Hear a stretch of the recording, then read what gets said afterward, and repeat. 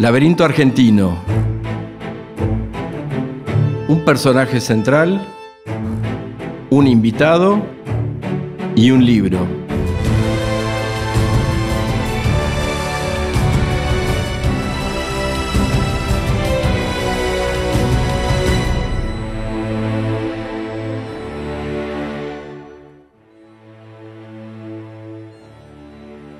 Muchos países en algún momento logran crear un entorno macroeconómico estable y mantener buenas relaciones comerciales y financieras con el mundo. Sin embargo, ninguna economía está exenta de crisis.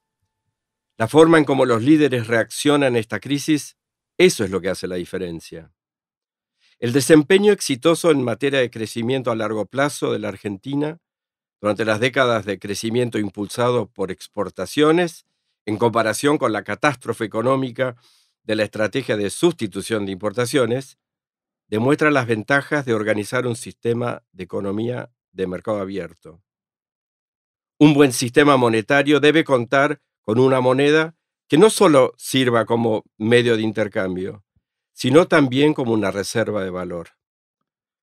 Los argentinos que sufren la inflación, las ineficiencias económicas y los conflictos sociales que la inflación genera, bien pueden recordar la importancia de la estabilidad de precios.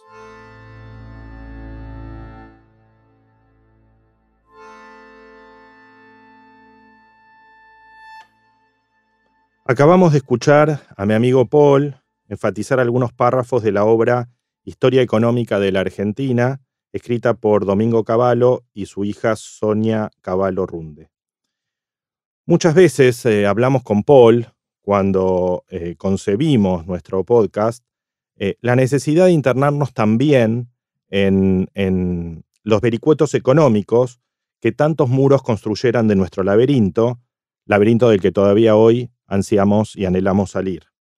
Y siempre nos pareció que una buena forma de abordar este desafío era a través de una obra como la que hoy nos convoca, que logra una pintura muy adecuada de la historia económica desde el Virreinato del Río de la Plata y hasta nuestros días.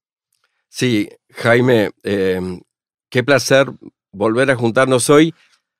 En este caso, el invitado que tenemos hoy es un invitado muy especial, doctor Domingo Cavallo, y juntos vamos a trabajar sobre un personaje especial para el laberinto. Y en este caso, el personaje no es ni más ni menos que el peso argentino.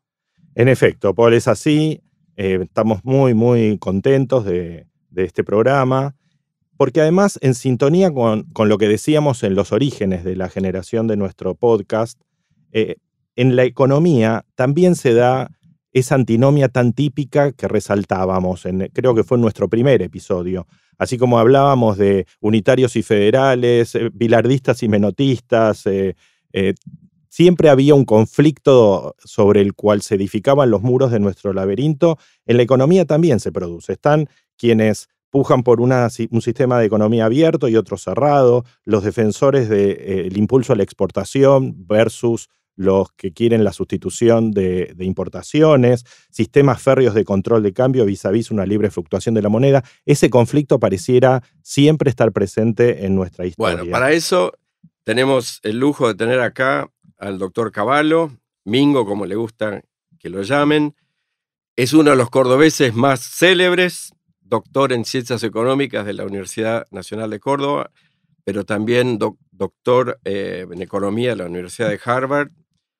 Es honoris causa de muchas universidades, fundador de la Fundación Mediterránea, un escritor muy prolífico. El libro que vamos a ver hoy es un libro que escribió junto con su hija Sonia. Fue presidente del Banco Central, fue canciller, 2 veces fue ministro y hasta fue candidato a presidente con su partido Acción por la República.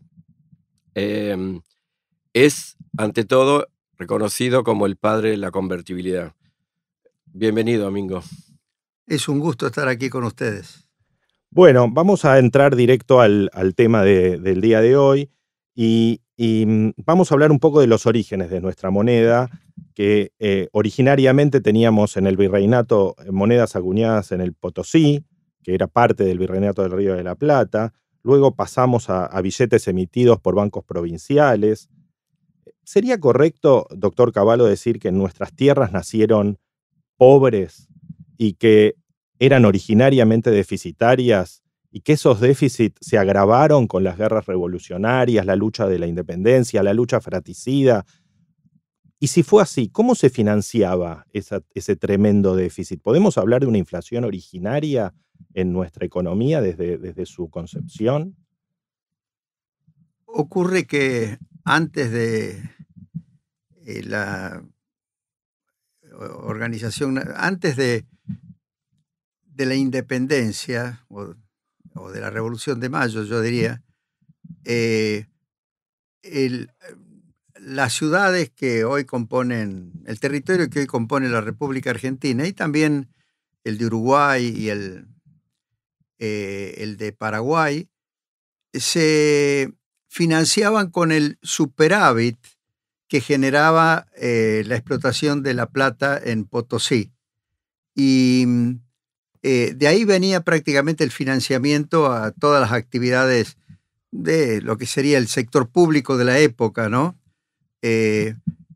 Después, ya con la creación del Virreinato del Río de la Plata y la habilitación del puerto de Buenos Aires en reemplazo del puerto de Lima, que era el único que estaba habilitado para enviar productos al exterior, comenzó a generarse una fuente de recursos alrededor del puerto de Buenos Aires, básicamente recursos aduaneros. Y todas las provincias, de lo que hoy son las provincias del interior, tenían que financiarse con parte de los recursos que generaba el puerto, porque habían dejado de recibir los beneficios que significaba la integración con lo que hoy es Bolivia, con el Alto Perú, y dejaban de recibirse esos excedentes de la explotación de la plata de Potosí. Así que siempre hubo un problema de escasez de recursos como para financiar la actividad del sector público.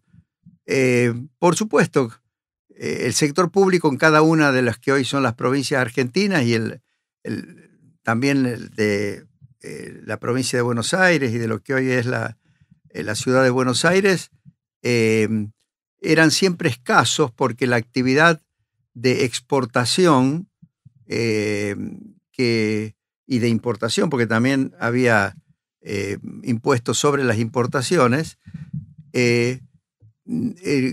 era limitado por lo menos hasta el momento en que se desarrolló toda la exportación de cueros y de productos derivados de la ganadería, la carne salada, desde mediados del siglo XIX, ¿no?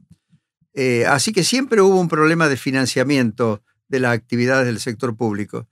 Lo que pasa es que el financiamiento por emisión de moneda, que es lo que en definitiva luego se refleja en la pérdida del valor de esa moneda y en el fenómeno inflacionario, comenzó desde que se creó el Banco de la Provincia de Buenos Aires, que fue el banco que podía emitir dinero, hubo muchos altibajos, ¿no? Hubo un periodo en que hubo disciplina fiscal, que fueron los primeros años, por ejemplo, del gobierno de Rosas, pero después, por las guerras, se incurrieron en déficits y ahí también se financiaron monetariamente y hubo fenómenos de inflación. Pero en esa época, y eso ocurrió hasta prácticamente la Organización Nacional, hasta 1853, no se había internalizado la inflación en el país. Había brotes inflacionarios, sobre todo vinculados a conflictos bélicos que hacían aumentar los gastos, pero no existía lo que modernamente se llama la inercia inflacionaria, es decir, que se mete la inflación dentro del sistema de las relaciones económicas y sociales de un país y después es muy difícil sacarla, ¿no? Pero podemos decir que el tema monetario fue, sin duda, de todas las políticas, la más inestable y durante ese periodo que usted comenta, hubieron diferentes monedas de bancos provinciales, monedas acuñadas, y recién con el inicio del gobierno de Roca, podemos decir, tenemos una primera moneda nacional, el peso oro, que era equivalente más o menos a un peso fuerte,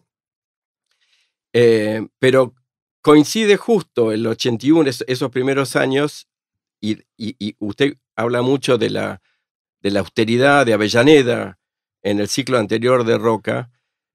Esa austeridad y mesura se convierte en una política de enorme expansión, entusiasmo. Argentina salía al mundo, se empieza a endeudar porque siente que con el mayor crecimiento de la economía va a poder solventar el servicio de la deuda, y ahí es donde ya empezamos a tener problemas que culmina o explota en la crisis de 1890, ¿no? Esa es nuestra primera gran crisis monetaria, ¿no? Sí, yo creo que fue una crisis básicamente financiera, porque el ritmo de endeudamiento había sido muy elevado y llegó un momento en que los prestamistas se asustaron.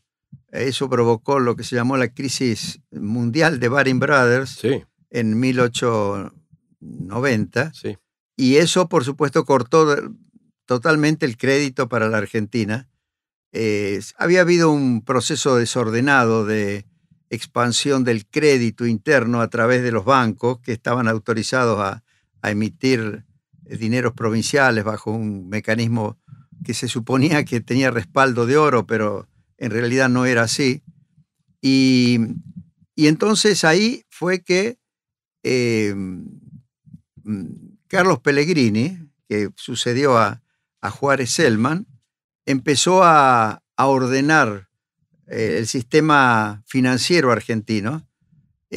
Ahí se liquidó el viejo banco De la provincia. no el de la provincia, sino el Banco Nacional que se había creado y que se había manejado muy mal, y creó el Banco de la Nación Argentina. Correcto. Con ciertas reglas más adecuadas, y de todas maneras el sistema monetario demoró en empezar a funcionar razonablemente.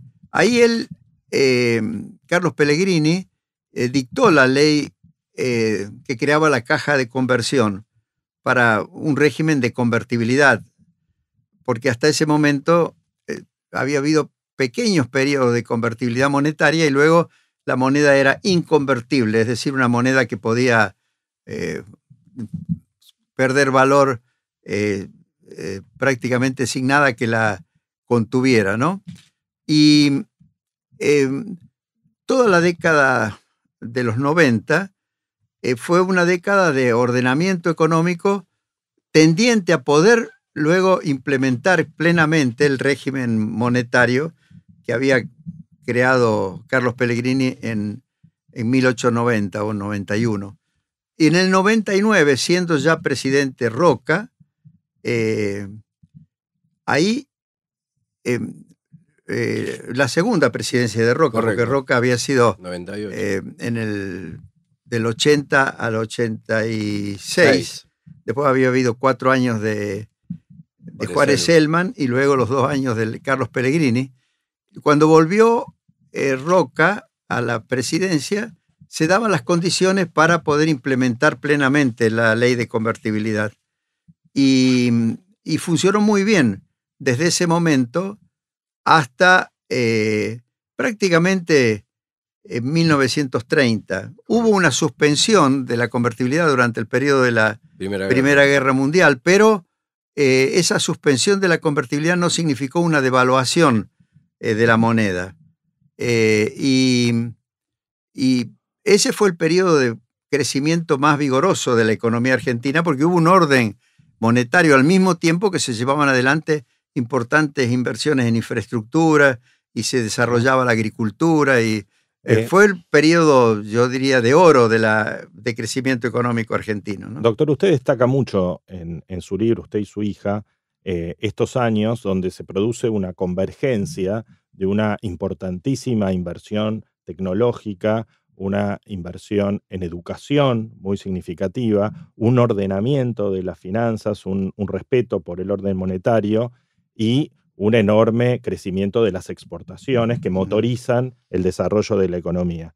Y como usted dice, esto llega hasta los años 30 y en la obra se desarrollan algunas de las circunstancias, tanto nacionales como internacionales, que van a provocar esta crisis. En el orden internacional, la Gran Depresión, que proviene, digamos, de los Estados Unidos, que empieza también a cambiar el orden internacional con la sustitución de los Estados Unidos, que empieza a tallar fuerte, digamos, en el mundo, sustituyendo a Inglaterra, y las propias tensiones sociales y políticas de nuestro país. Eso genera una crisis y el fin de esa década, de esa época de oro, digamos. ¿Qué es lo que sucede en ese momento a partir del 30 en la Argentina? ¿Qué visión económica empezaba a imperar? Los nombres que eran conocidos, Pinedo, Prebisch, que ustedes citan mucho en su libro? Yo creo que había dirigentes preparados para razonar bien sobre la problemática nueva que encaraba Argentina, sobre todo porque quedamos marginados al principio del régimen del Commonwealth británico. Nosotros éramos prácticamente miembros del Commonwealth, pero en forma informal, ¿no? El Reino Unido, Gran Bretaña, cuando se produce la crisis de los años, que empezó en octubre del 29 en los Estados Unidos, en lo que se llamó la Gran Depresión, se encerró junto con el resto de los miembros del Commonwealth, con lo cual trató de aislarse de los efectos que producía la crisis global, pero nos excluyó a nosotros. Y ahí nosotros pasamos un periodo en el cual no sabíamos bien qué hacer. Además, había habido siempre una suerte de relación tirante con los Estados Unidos en materia diplomática, incluso desde una reunión que se había hecho en Panamá para crear un sistema panamericano y que Argentina se opuso, y empezó como una especie de competencia con los Estados Unidos. Entonces, en ese periodo tuvimos problemas de relacionamiento con el mundo, no nos encontrábamos la forma de ubicarnos bien. Sin embargo, los manejos económicos, inspirados por Prebisch, que fue el real maestro de Pinedo. Pinedo venía del socialismo pero tuvo un gran contacto con Prebisch. Prebisch venía de ser gerente general del Banco de la Nación y llevaba a cabo las investigaciones económicas y tenía un conocimiento muy bueno de cuáles eran los problemas económicos argentinos. Y ahí yo creo que se manejó bien Argentina, incluso el tan criticado pacto Roca-Runciman fue una forma adecuada de alguna manera conseguir que el Reino Unido vuelva a ser demandante de los productos argentinos. Claro. Ahora, por supuesto, Argentina tuvo que hacer concesiones. Yo creo que ahí se podría haber aprovechado mejor la relación con los Estados Unidos, que aparecía como emergente, y en realidad Pinedo, al final de la década del 30, cuando volvió a ser ministro de Economía, propuso un cambio de la estrategia de relacionamiento con el mundo, pero ahí no lo apoyaron y por eso él finalmente renunció. Dimitió.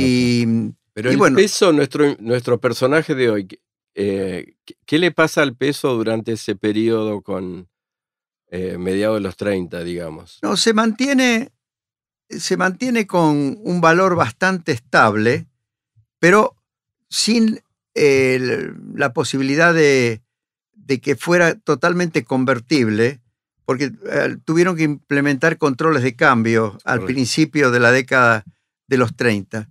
Y por otro lado, ahí se creó el Banco Central en el 35, pero las funciones que empezó a desarrollar el Banco Central de alguna manera ya venían siendo prestadas por el Banco de la Nación, que era la función de emitir dinero sin respaldo de oro y divisas, sino que contra endeudamiento del gobierno con el banco.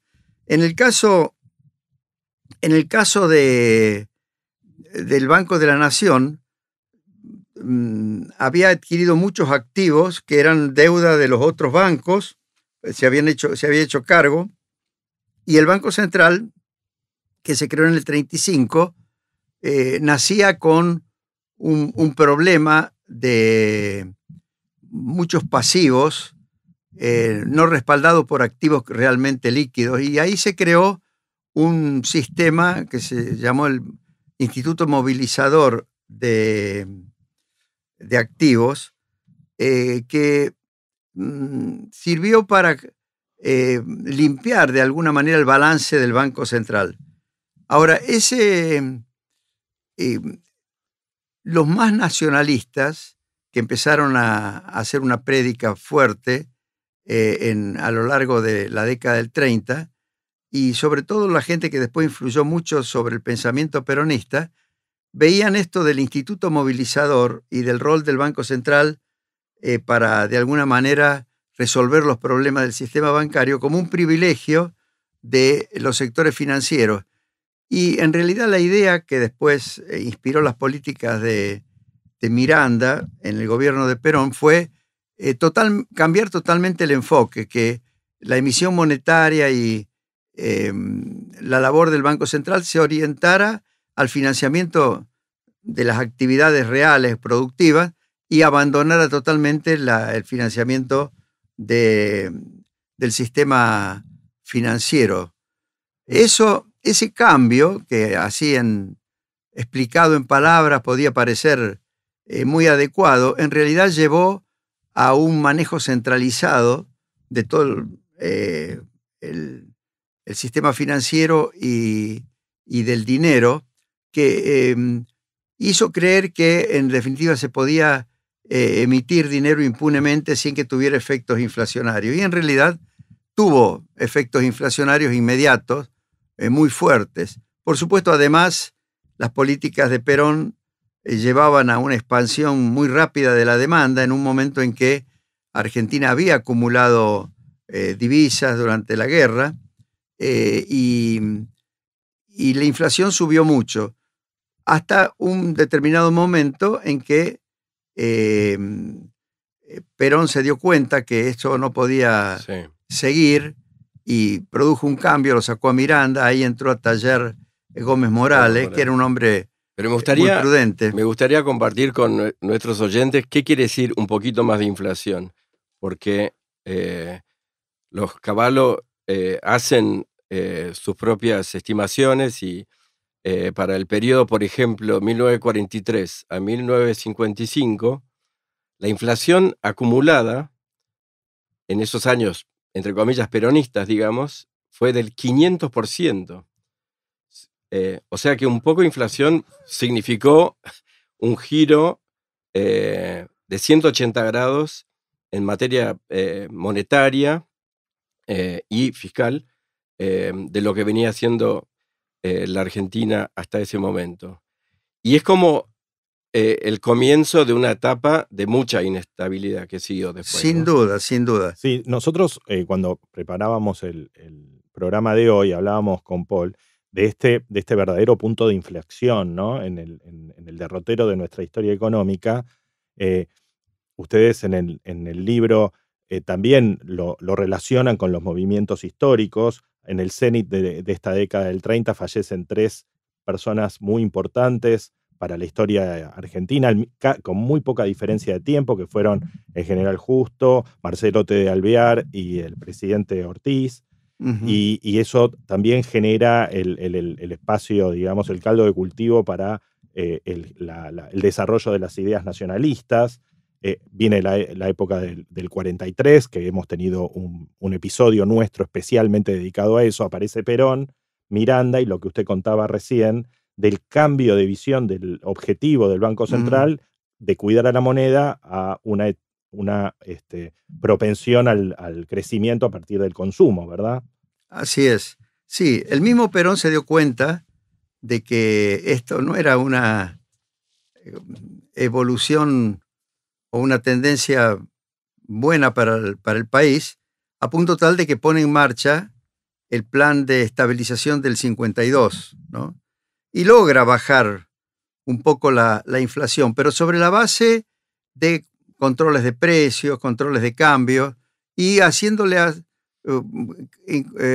provocándole una pérdida muy grande al sector más eficiente de la economía argentina, que era el sector agropecuario, ¿no? Eso ya había comenzado en realidad con las primeras políticas del peronismo, pero se acentuó a lo largo de los años 50, y ahí Argentina no solo quedó con el problema de la inflación, sino también con un problema de estancamiento económico, ¿no?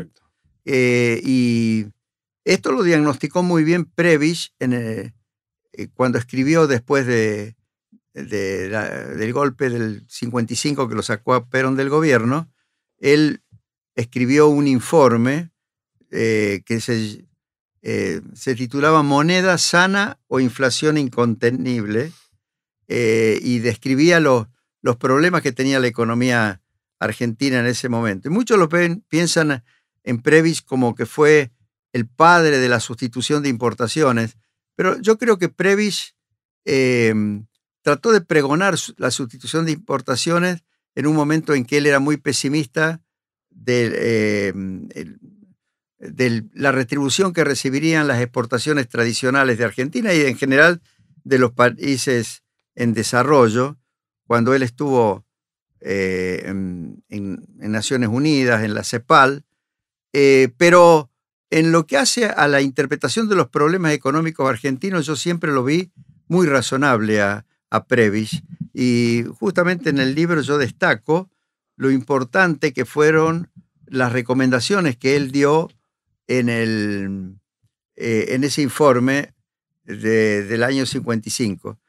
Frondizi en alguna medida receptó esas ideas de Prebisch, combinadas con las de Frigerio, que tenía una idea desarrollista basada en la soberanía petrolera y todo este tipo de cosas.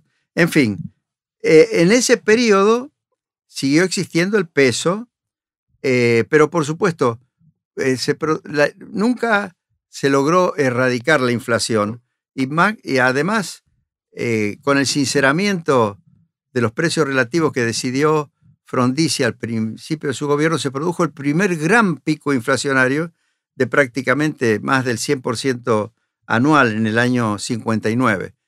Eso obligó a pensar en los planes de estabilización, y es ahí cuando entra Alzogaray y Roberto Aleman al gobierno de Frondizi y logran una baja importante de la inflación. Pese a la crisis que se produjo después de la caída de Frondizi en el año 63, 62, cuando asume Guido, en ese momento Pinedo volvió al gobierno por muy poco tiempo, pero para producir una devaluación que fue en cierta medida muy gravosa. Traumática. Sí. Traumática. Pero vino una década después, hasta más de una década, hasta el año 72, donde, como se había capitalizado bastante bien al país, ya con política más o menos prudente que implementaron los radicales, en el gobierno de Ilía y todavía mejor diseñada ya con Krieger-Bacena en el gobierno de Onganía, se logró bajar bastante la inflación, pero nunca se eliminó la inflación. Pero esa fue una década hasta el año 72, diríamos buena desde el punto de vista de la situación macroeconómica. Claro, un orden macroeconómico. Claro, lamentablemente al mismo tiempo se iba incubando el problema del enfrentamiento entre los movimientos guerrilleros, digamos, montoneros, ERP y los militares. Y bueno, después ahí es cuando el gobierno militar decide de alguna manera habilitar el regreso de Perón a través de unos procedimientos bastante complicados, pero finalmente llega Perón de nuevo al gobierno después de un periodo muy corto de Cámpora. Sin hacer, digamos, un recorrido completo, lo que nos queda claro es que durante todo este tiempo, incluyendo el gobierno de la dictadura, siguiendo con los 70, y llegamos digamos, al 85, por decir así, sin haber resuelto el tema de inflación y sin haber resuelto el tema del crecimiento, porque la Argentina secularmente continúa este proceso de estanflación, digamos. Entonces, para nosotros sí es importante detenernos ahora en el año mediados de los 80, Alfonsín, que recupera profundamente el sistema republicano, lleva a los comandantes, a los responsables militares a juicio, sanea la sociedad en muchos aspectos, pero vuelve a tener este desafío de controlar la inflación. Y esta es la antesala de lo que, digamos, del gobierno de Menem y su gestión. Pero, ¿qué es lo que pasa en el año, hacia fines de los 80, cuando realmente no están pudiendo, y se les escapa? En el 85, digamos, hay un hito muy significativo de la historia reciente, que es el Plan Austral, que muestra un éxito muy significativo al principio, pero muy rápidamente desnuda falencias muy importantes, muy significativas, que nos van a llevar a una hiperinflación en poco tiempo.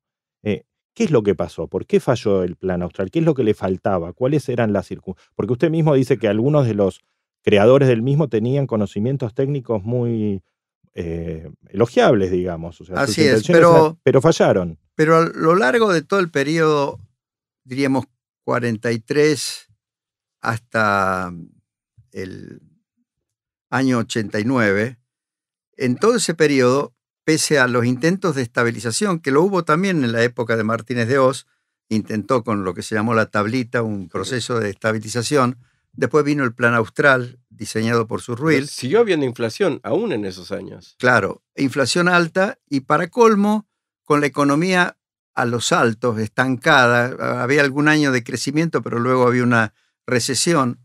Todo ese periodo desorganizó completamente a la economía argentina. O sea, si uno se fija en las reglas de juego de la economía, eran reglas que no permitían una adecuada inserción de Argentina en el mundo, no permitían un aprovechamiento de las oportunidades que ofrecía el mundo. Y por otro lado, las empresas del Estado se habían transformado en antros de corrupción y de ineficiencia, y eso provocaba grandes déficits fiscales y no había mejorado la prestación de los servicios sociales al ritmo que se estaban dando en otros países del mundo. O sea, la economía estaba muy mal organizada.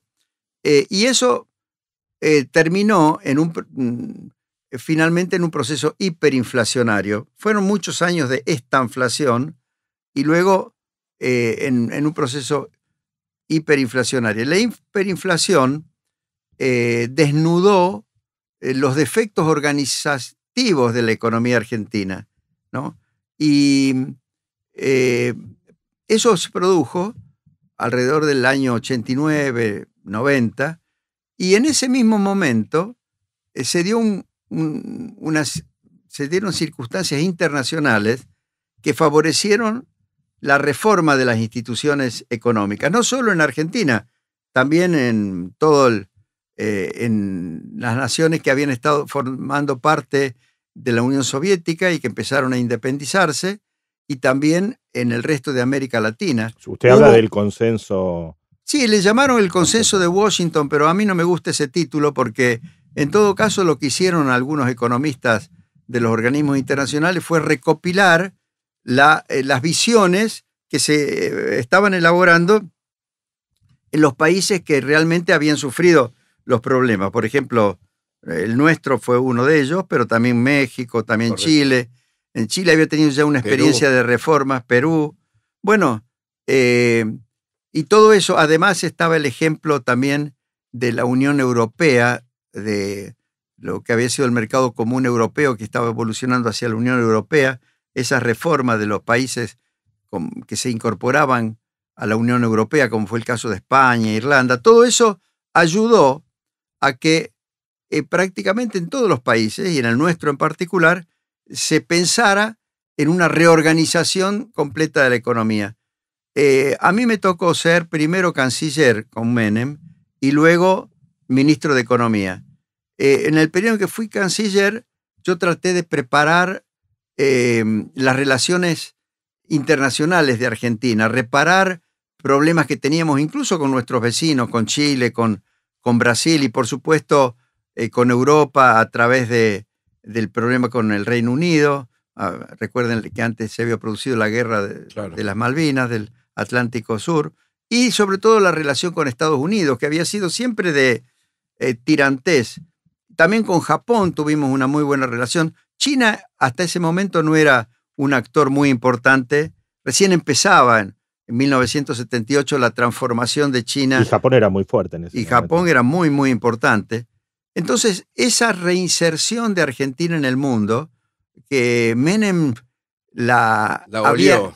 No, y además la quería insistentemente. Yo lo había acompañado en el año 88, cuando él era todavía candidato a la presidencia, no había ganado la presidencia, lo acompañé por un viaje por Europa y entrevistamos. Yo era el único que entraba con él a las reuniones con los máximos dirigentes europeos, y él percibió cuál era el clima de época. Y entonces yo como canciller pude trabajar en establecer muy buenas relaciones con todo el mundo. Eso nos ayudó mucho a la reforma económica. La reforma económica tuvimos la suerte también de que los radicales, cuando Menem tuvo que asumir el poder 6 meses antes, sobre todo el doctor Alfonsín y también los principales dirigentes radicales estuvieron dispuestos a darles los instrumentos legales que se necesitaban para llevar adelante una reforma económica prudente. Y eso, la ley de emergencia económica, la ley de reforma del Estado, fueron dos instrumentos muy importantes. Entonces, las reformas comenzaron en el año 89, 90, pero no tenían un gran apoyo popular ni siquiera de los sectores de poder como los sindicatos, porque todavía la inflación seguía muy alta. Y afectaba al corporativismo de alguna manera. Claro, ¿no? Claro.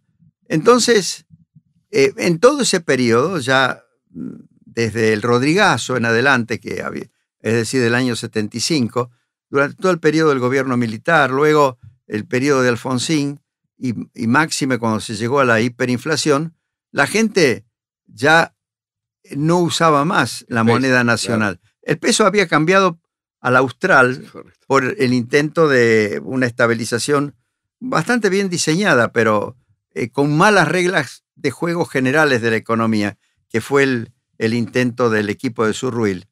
Y tampoco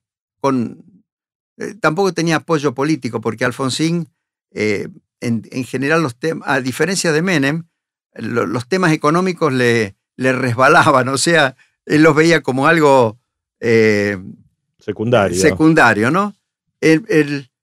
Entonces, ahí se empezó, nadie ya utilizaba el austral que había reemplazado al peso, no no lo utilizaba para ahorrar porque se desvalorizaba. Y la gente empezó a usar el dólar. Primero informalmente, no era legal usar el dólar, pero la gente en aras de proteger sus ahorros compraba dólares.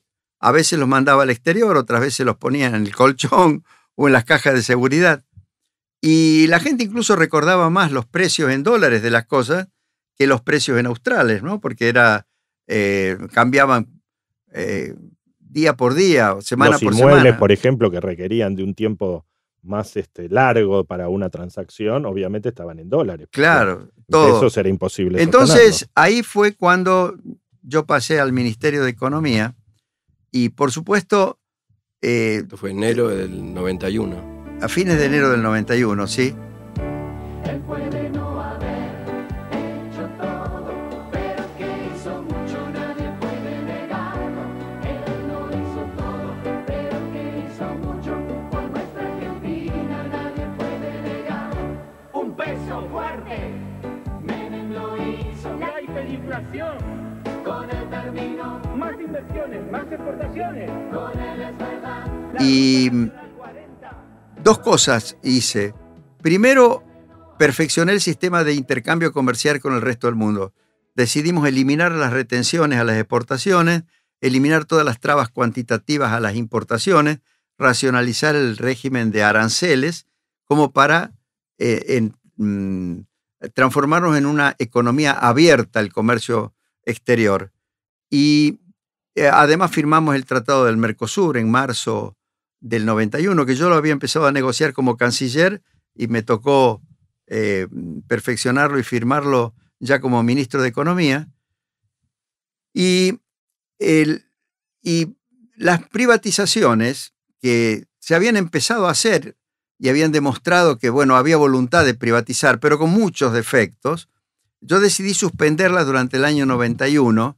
Incluso me criticaban mucho, sobre todo Julio Ramos en ámbito financiero, decía que yo no quería privatizar, pero en realidad yo sostenía que antes de privatizar había que definir las reglas de juego. O sea, yo siempre tuve en mente la idea de que la economía tiene que tener reglas de juego claras, preestablecidas, que faciliten la entrada de empresas a los mercados, conferencias. Y hacia me afuera, acuerdo que el todo. debate era de la libre competencia, ¿no? O sea, Claro. por cuánto tiempo se le iba a reconocer el monopolio a las empresas privatizadas. Así es, y además que se le crearan las posibilidades de competencia en todos los mercados. Bueno, la cuestión es que ya en el año... eso fue muy importante. Y por supuesto, la ley de convertibilidad. Ahora, la gente lo que recuerda de la ley de convertibilidad es el famoso 1 a 1. En realidad, lo más importante de la ley de convertibilidad fue la dolarización. Es decir, habilitar el uso del dólar para todo tipo de transacciones comerciales y financieras. Y por supuesto, yo pensaba que era bueno que Argentina tuviera su propia moneda, su peso, y ahí creamos lo que se llamó el peso convertible. Mucha gente, no fue simplemente el austral al cual le sacamos 4 ceros. Esa fue la mecánica para definir el valor inicial del peso. Pero el peso convertible era un peso de naturaleza diferente a lo que habían sido el viejo peso moneda nacional, el peso ley 1888 o después el peso argentino y después el austral. Yo quería que fuera un peso convertible, es decir, que pudiera competir de igual a igual con el dólar. Ahora era imposible que la gente usara el peso, salvo que lográramos que inspirara confianza. Y entonces al principio había que respaldarlo con una moneda patrón, que lo natural era que la moneda patrón fuera el dólar. Y así nació el peso convertible, el 1 a 1, el famoso 1 a 1, que fue una caja de conversión. Tuve la suerte en el equipo de tenerlo a Horacio Liendo, que había hecho su tesis doctoral en Derecho Económico, estudiando el régimen de convertibilidad de Carlos Pellegrini. Y entonces él enseguida estuvo dispuesto a redactar el marco normativo con el cual podíamos crear el peso.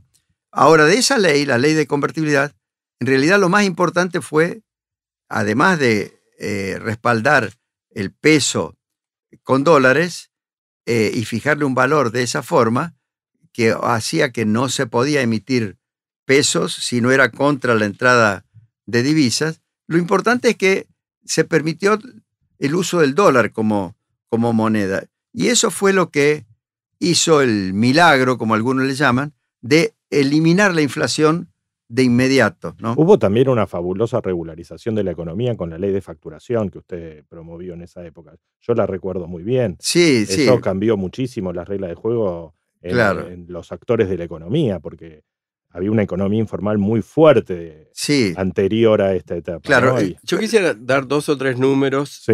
con relación a este periodo, porque damos por conocidos y como insisto, muchos de los que están escuchando el programa quizás no tienen noción, pero la inflación, este programa que fue, Leach lo llama de hiperestabilización, que viene a terminar con estos 70 años de tanta volatilidad, para dar a una idea de magnitud, la inflación promedio anual de los años hasta el año 89 fue del 280%. La inflación del año 89, pues fue la hiper, 4.900%.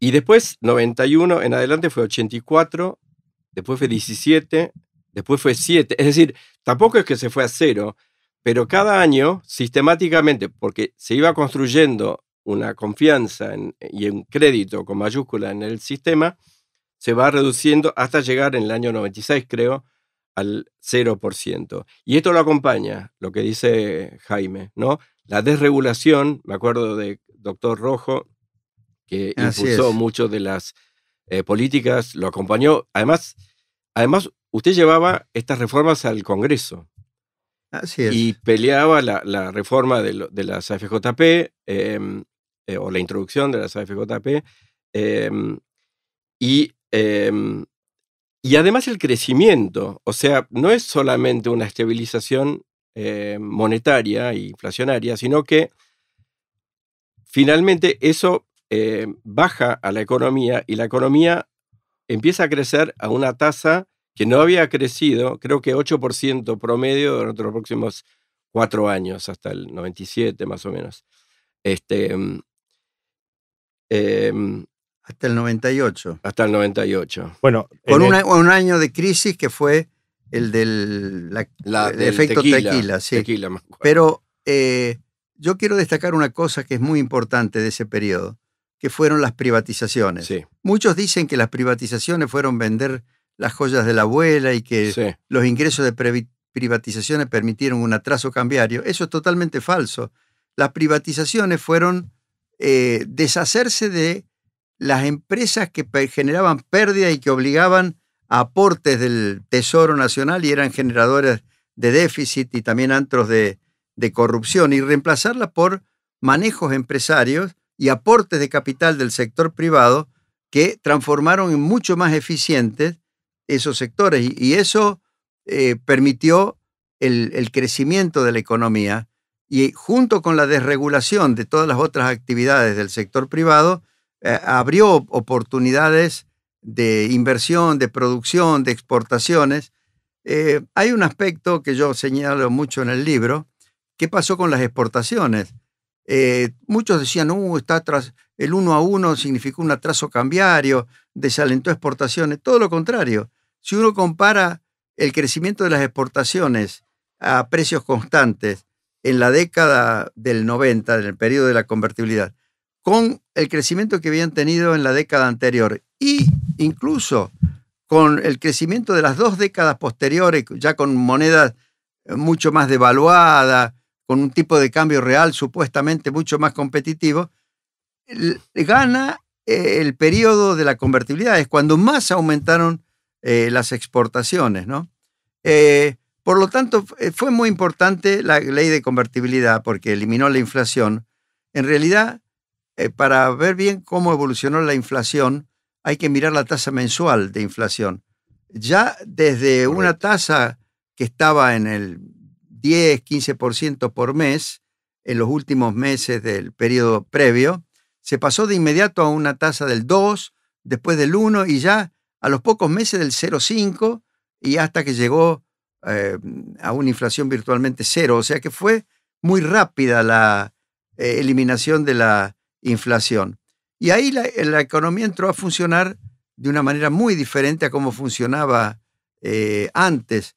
Yo explicaba que la gente empezó a pedir el vuelto, cosa que antes no existía, y a usar incluso las monedas, ¿no? Y el peso. Bueno, yo le puedo asegurar como abogado que en los últimos años de la ley de convertibilidad vigente, otros contratos que antes se hacían en dólares pasaron a hacerse en pesos. Claro, claro. Cosa que antes, sobre todo de largos periodos de cumplimiento. Claro. Y eso después afectó cuando la inflación Así volvió. es.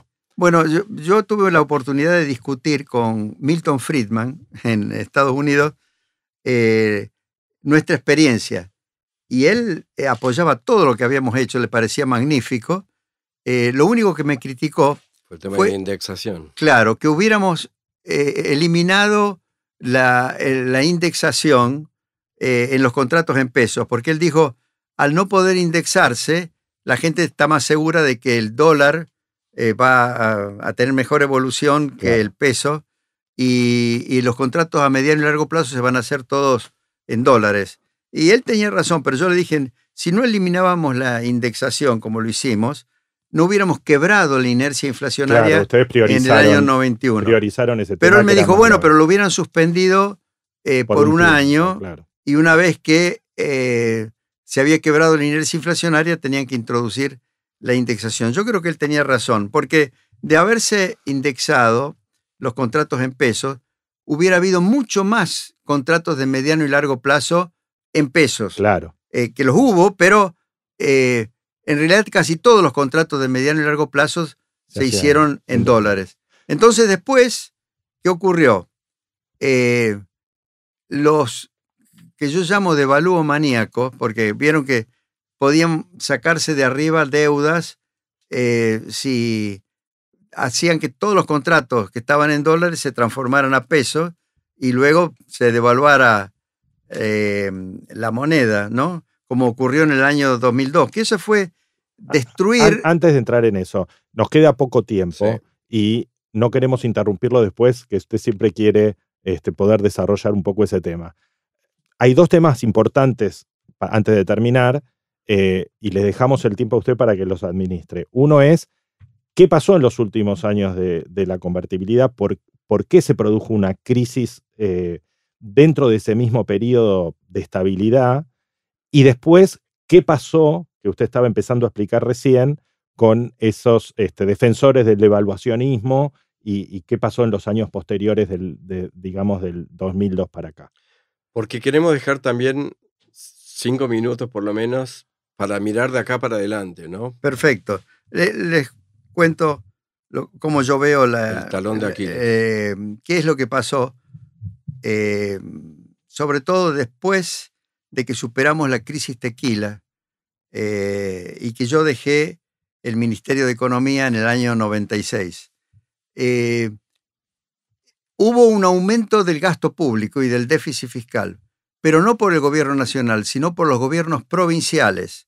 Y eso tuvo mucho que ver con la competencia entre Duhalde y Menem por la eventual candidatura presidencial del peronismo del año 99. Duhalde, que no había querido privatizar el Banco de la Provincia, empezó a aumentar el gasto muy rápidamente y a financiarse con créditos del propio Banco de la Provincia o retirando depósitos del Banco de la Provincia o emitiendo papeles provinciales como fue el Patacón. Y Menem le autorizó a las provincias, buscando su apoyo, a que se endeudaran también con el sistema bancario argentino, ¿no? Las provincias casi todas habían privatizado sus bancos, pero recurrieron a los bancos los bancos privados y ofrecieron como garantía la coparticipación federal de impuestos y se endeudaron. Ese endeudamiento de las provincias y ese aumento del gasto público y de los déficits provinciales pusieron en crisis al sistema financiero de Argentina, sobre todo cuando empezó a verse claro que las provincias no iban a poder cumplir con sus obligaciones. Yo siempre comparo esto con la crisis del 2008 de los Estados Unidos.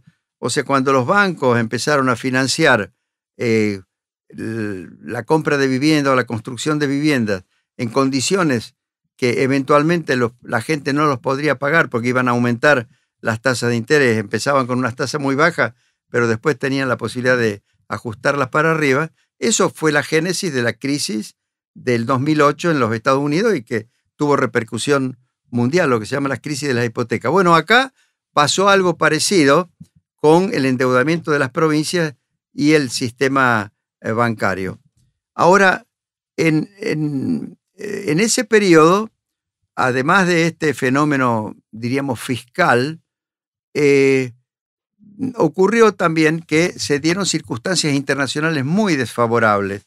O sea, los precios de los productos de exportación de Argentina cayeron al suelo. El dólar se transformó en una moneda muy fuerte a escala mundial. El euro, por ejemplo, se podía comprar un euro con 0,80 centavos de dólar.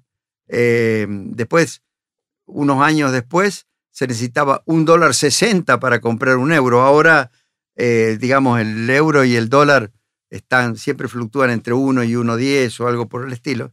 Pero bueno, fueron años de términos del intercambio muy desfavorable para Argentina. La combinación de ese endeudamiento de las provincias con el sistema bancario y las circunstancias internacionales hicieron que fuera muy difícil la situación. Había que empezó a haber dudas de si Argentina iba a poder cumplir con sus obligaciones externas. Era inexorable hacer lo que se llama una reestructuración ordenada de la deuda, que la empezamos a hacer en el año... Especialmente la deuda interna, ¿no? Sí, la deuda interna... En dólares. En dólares, sobre todo por esta situación de crisis financiera. Y la deuda externa también, porque se empezaron a vender los bonos argentinos, bajó la paridad, aumentó el riesgo país. Era una situación que requería una reestructuración ordenada de la deuda. Empezamos a hacer eso, logramos reestructurar más del 50% de la deuda, lo que se llamó el préstamo garantizado. Sí. No tengo ahora tiempo de explicarlo, pero quedaba todavía unos 50.000 millones de dólares que estaban por el mundo en forma de bonos, y esos había que hacer una oferta que solo se podía hacer con aprobación de la Securities and Exchange Commission de los Estados Unidos. Se necesitaba apoyo también del Fondo Monetario para poder... Estábamos en ese proceso. ¿Qué ocurrió? Los que estaban endeudados en dólares en Argentina, bajo ley argentina, con el sistema bancario o con contratos bajo ley argentina, empezaron a ver que si se especificaba compulsivamente y luego el Banco Central podía empezar a emitir dinero, es decir, se abandonaba la idea de la convertibilidad, ellos iban a poder licuar sus pasivos, ¿no? Y empezaron a hacer un lobby muy fuerte. Lamentablemente, por supuesto, cuando me venían a hablar a mí de esa pseudo solución, yo los sacaba vendiendo almanaque de mi despacho. Pero empezaron a trabajar sobre Duhalde y sobre la parte de los radicales que respondía a Alfonsín, sobre todo provincia de Buenos Aires, que estaban en contra de la Rúa. Y ahí se fue gestando un movimiento político destinado a echar por la borda la convertibilidad, porque pensaban que de esa forma resolvían los problemas de endeudamiento. Lo que pasa es que resolvían los problemas de endeudamiento del sector privado y del sector público, también de las provincias, pero a costa de expropiar los ahorros de la gente. Y eso fue una cosa... En esos últimos años, digamos, había una pérdida de competitividad en dólares, el desempleo seguía creciendo y la capacidad de las empresas argentinas, especialmente las empresas medianas, de ser competitivas y seguir exportando estaba como crujiendo, ¿no? Sí, pero la forma de ayudar a que pudieran ganar competitividad no era provocando una hiperdevaluación, sino que era yendo a una libre flotación Hubiera sido. una vez que se terminara la reestructuración de la deuda y además aumentando los reintegros de impuestos por exportaciones, cosa que empezamos a hacer en el año 2001, eliminando todo vestigio de impuestos a las exportaciones, es decir, y con acentuando procesos de desregulación. Mi idea era bajar los aportes patronales jubilatorios para bajar el costo laboral y facilitar la creación de empleos. Había que resolver los problemas de competitividad sin echar por la borda el valor del peso, y mucho menos, devaluación se podría haber hecho, pero no transformar a todos los contratos que estaban en dólares compulsivamente en pesos, porque eso que se llamó la pesificación, que la criticaban porque era asimétrica, pero en realidad la pesificación compulsiva, aun si hubiera sido simétrica, lo mismo para depósitos que para préstamos, fue un desastre, porque de repente la gente que creía tener sus activos en dólares, 70.000 millones de dólares, se encontró con que le dijeron, no, ahora usted tiene 100.000 millones de pesos, porque se hizo la conversión a 1.40.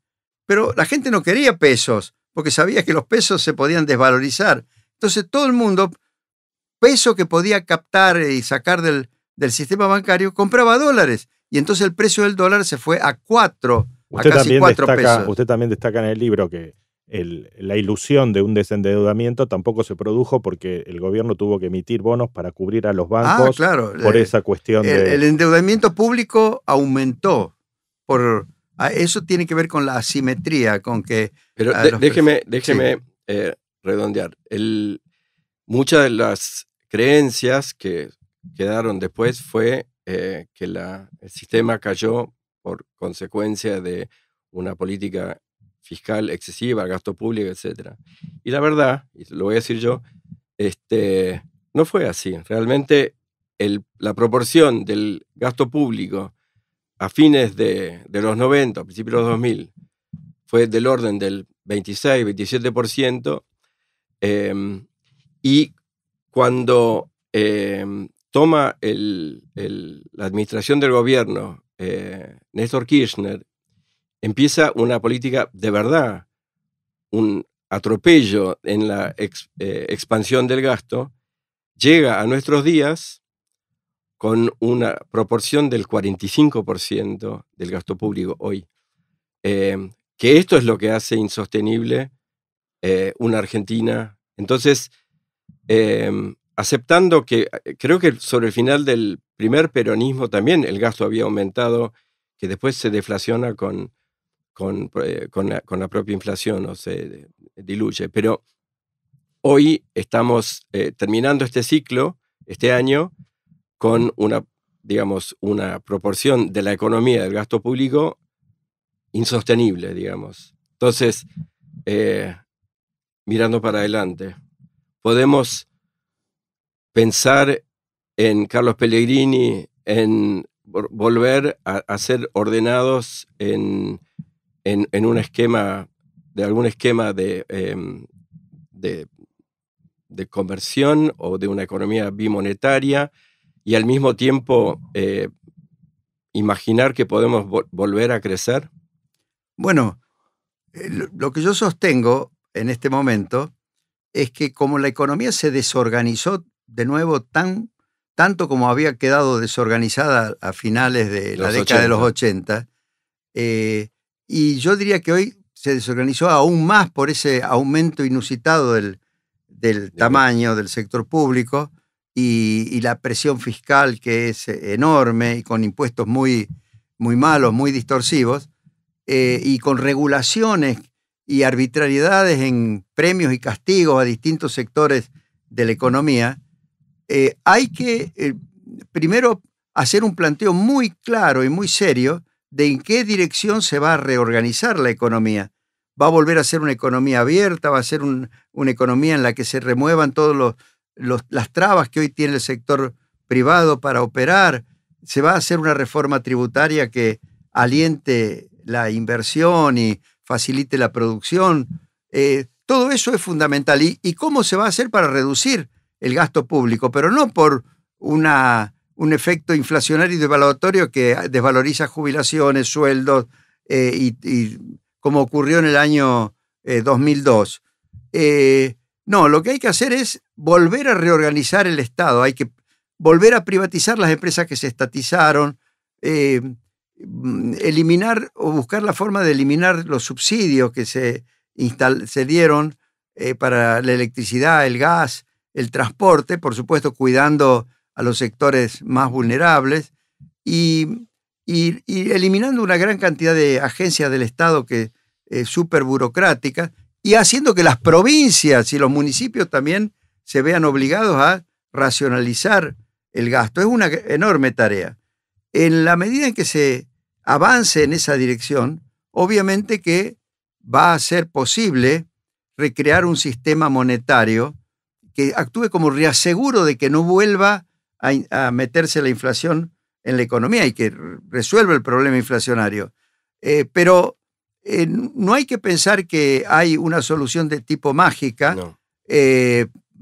La reorganización de la economía y la explicación muy detallada de cómo se va a avanzar, no en un periodo, no en 10 días, 30 días, 100 días, en varios años, pero que se sepa muy bien cuál es el rumbo, tiene que dar lugar a que se pueda implementar un buen sistema monetario. Milei planteó y plantea que la dolarización, un poco apelando al hecho de que al fin y al cabo lo que en el año 91 resolvió el problema de la inflación fue, como dije antes, la dolarización.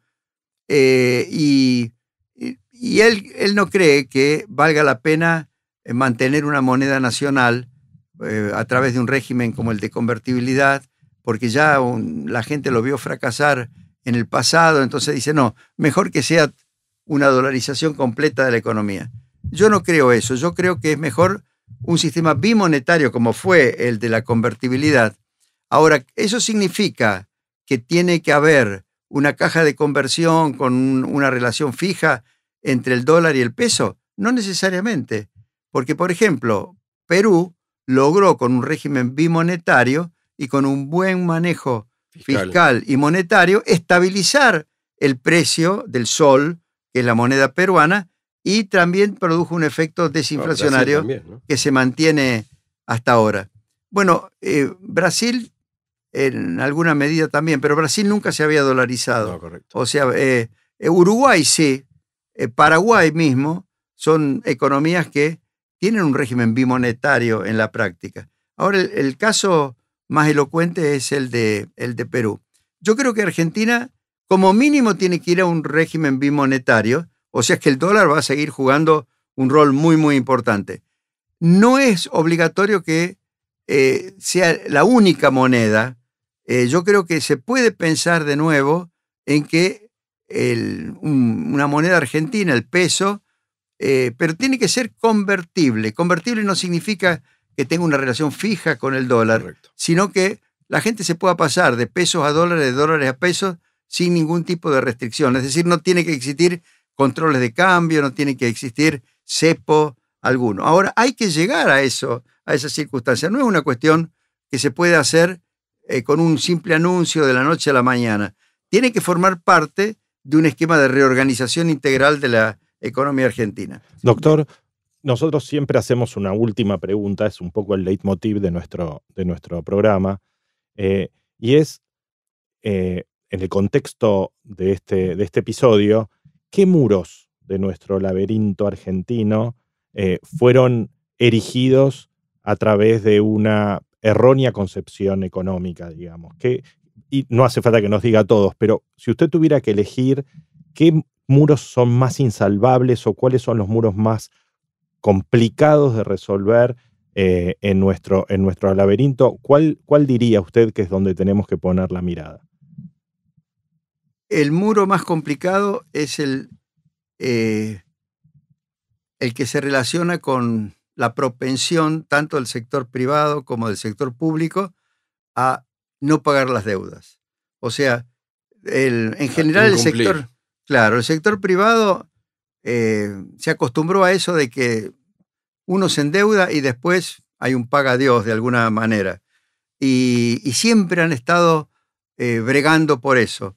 Y los gobernantes también, o sea, cuando encuentran la posibilidad de que alguien les preste para encarar un aumento del gasto público, están contentos. Y después cuando viene el problema de tener que afrontar el pago, dicen, no, entonces no podemos pagar y declaran un default. O sea, yo creo que detrás de la desorganización de la economía argentina está esta tendencia, yo diría casi cultural, a que las deudas no se pagan. Entonces, gente que cree que las deudas no se pagan se transforman en inelegibles para que alguien utilice su ahorro, sea del exterior o sea alguien de Argentina, para financiar las actividades de estos potenciales deudores que no van a pagar sus deudas, ¿no? Es casi un imperativo moral, digamos. Claro.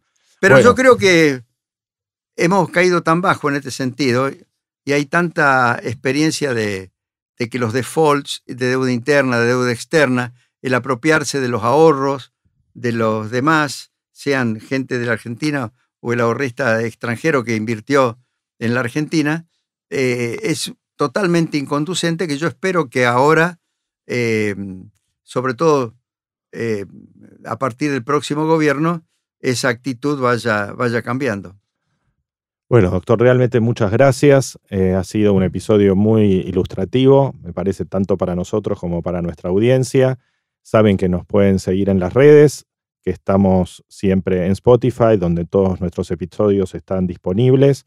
Gracias, Paul.